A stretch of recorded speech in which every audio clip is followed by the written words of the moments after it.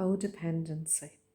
And how or where does codependency first begin?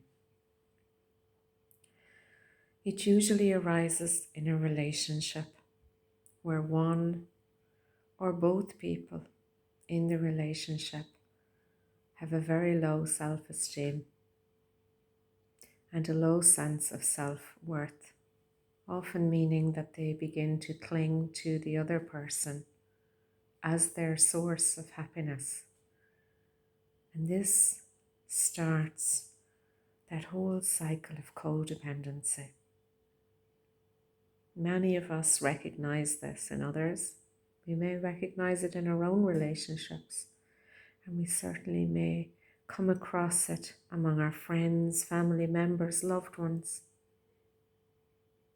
Noticing that the sense of codependency that's going on, they cannot see it for themselves and they cannot step out of it long enough to see it. And it escalates as time goes on. It escalates as the weeks, months, and years go on in the relationship. And one or more of the individuals in the relationship begin to lose their own identity, beginning to lose their own dreams and goals, putting the other person first, putting the other person's needs first, putting their needs over their own needs, and taking a back seat to their partner's dreams, ambitions, desires, addictions, dysfunction, whatever that is. Losing their own power. Or both people in the dynamics are losing their power. And then a lot of confrontation happens, a lot of arguments, a lot of blaming each other, instead of being separate but loving, separate and independent. Instead of one person answering to the other for everything and looking for that love and that validation from the other person, instead of looking within themselves, looking inside and seeing that they are their own source.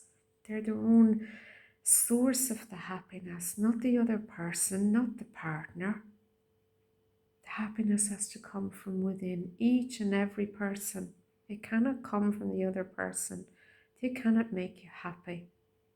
You have to make yourself happy. You have to be whole, strong and complete within yourself before you can extend that love and that full capacity to love to another person. Nobody can give you that love that's missing within you. Nobody can give you that love and reassurance that you're seeking if it doesn't already exist within you, in your own belief system, in your own heart, in your own worthiness, in your own ability to just be you. And that's how a lot of these codependent relationships begin. They begin because they stem from that low self-value and self-worth. Attracting a partner that you're trying to either fix them, you're trying to let them fix you, or you're fixing each other. And often two people can come together. Two very insecure people can come together and start trying to fix each other and start trying to paper over all of the problems and issues, but keep going back to each other like a magnet, going back to each other, going back to the pain, going back to the source of the storm, because you feel familiar with each other. You feel familiar because of past traumas, past experiences, childhood stuff, a lack of confidence within yourself, a lack of self-worth, self-belief, self-love. And that keeps drawing the two of you back together. And often can happen as well with friendships. If you're the type of person who can be prone to being codependent in a relationship or with a partner, chances are you're codependent with friendships as well.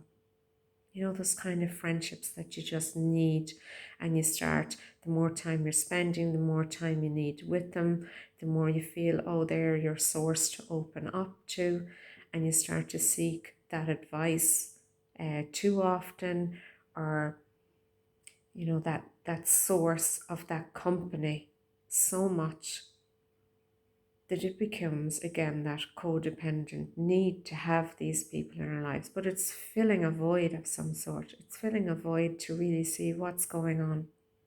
What are we avoiding looking at? Why are we filling our lives with people in this codependent nature around friendships? Why are we doing this?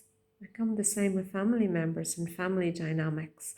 People become dependent on each other instead of independent and loving each other from a place of pure love, unconditional love and compassion, but also setting boundaries that are safe, boundaries that respect our own energy, boundaries that respect the energy of the other person, and not overstepping those boundaries and not allowing others to overstep those boundaries in our lives. And these are the kind of things the codependency is about. So see if you recognize some of that happening in your own life, in the dynamics around a partner, around a parent, around a child, a family member, a loved one, a friendship, a group of friends. And just see, why do you think that's happening?